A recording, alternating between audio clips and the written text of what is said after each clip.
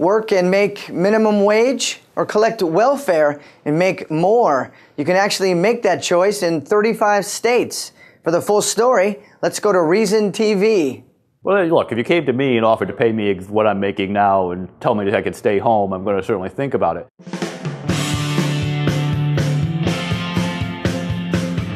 Hi, I'm Nick Gillespie with Reason TV, and today we're talking with Michael Tanner. He's a senior fellow at the Cato Institute, and he's the author of Work versus Welfare Trade-Off 2013. Michael, thanks for talking to us. It's a pleasure to be with you.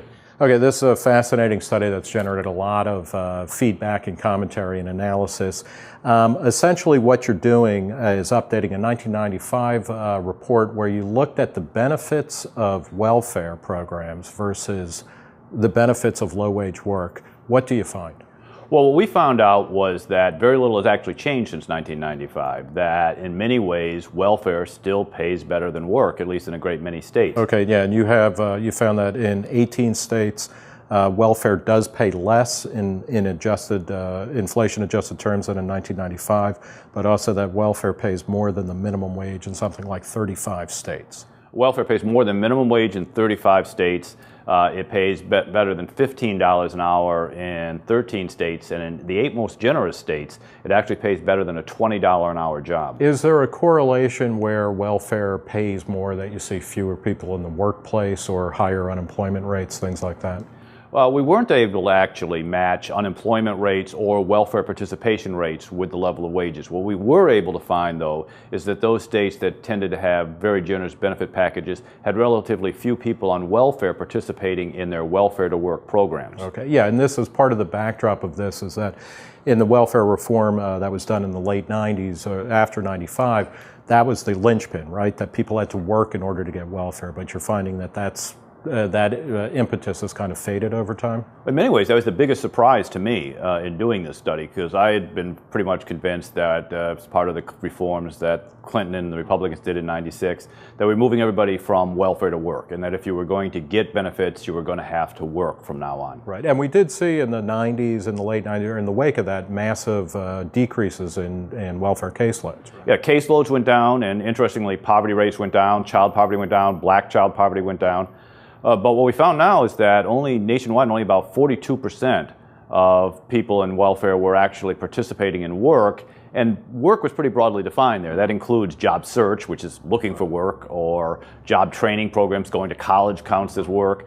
And only about 1 in 5 was actually in a non-subsidized job. So we really aren't moving people from welfare to work anymore. Somewhere in the study you say, that it's been noted that the highest marginal tax rate paid by people is actually people who leave welfare and go to work and lose their benefits. Could you explain what you mean by that a little? Sure. Well, welfare benefits are not taxable, but wages are. If you were earning $1 on welfare and you left welfare and took a job and earned $1 in wages, you would have to pay taxes on that. Don't forget the payroll tax starts at the first $1 you earn. There's no exemptions, no deductions, anything like that. So that's a huge marginal tax rate when you leave welfare for work. Can you give us a kind of estimate of, or an average of how much does the welfare compensation package, what is the equivalent in a wage? Well, it really varies a great deal from state to state. In a state like Mississippi, which had the lowest, it was around $16,000 a year and change, which isn't that great. But in Hawaii, you'd have to have a job that earned as much as $60,000 a year to break even. So it's a pretty broad spread. Right, and essentially the argument that you're making here is that if you have to make a job, if you have to make $60,000 in order to get the equivalent of what you might be able to pull in on a welfare program, Max Weber couldn't come up with Protestant work ethic people that are going to do that, right? Well, look, if you came to me and offered to pay me what I'm making now and tell me that I could stay home, I'm going to certainly think about it. Because work is actually a sacrifice. I mean, when you go to work, there's financial sacrifices involved, childcare, transportation, the clothes you have to buy to go to work, things like that.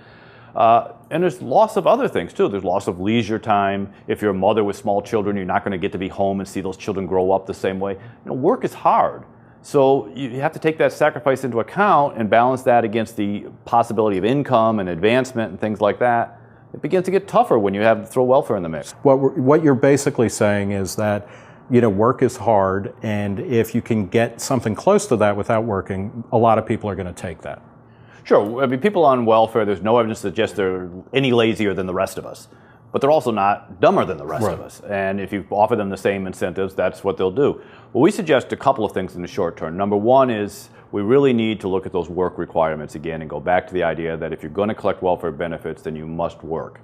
The idea that you can have a state like Massachusetts and only 18% of welfare recipients are even in the broad definition of work, that's just a disgrace. We need to deal with that.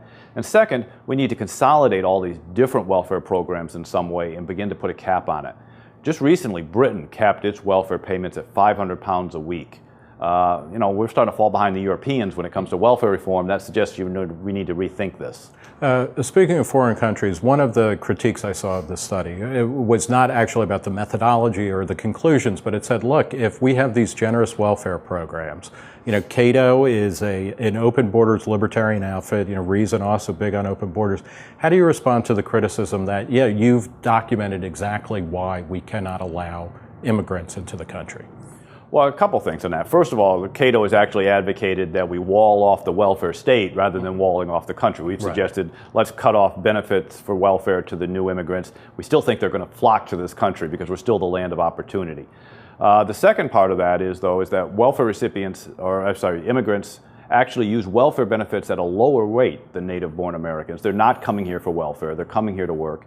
And second, they actually add to the prosperity and economic growth in a country. If you look to states that are doing really well in terms of economic growth, they tend to be states that have high immigration. It's basically, when they come to this country, they improve the economic conditions for everybody, raising wages for everybody. All right. Well, we'll leave it there. I want to thank Michael Tanner, Senior Fellow at the Cato Institute and the author, most recently, of Work versus Welfare Trade-Off. Thanks for talking to Reason TV. My pleasure.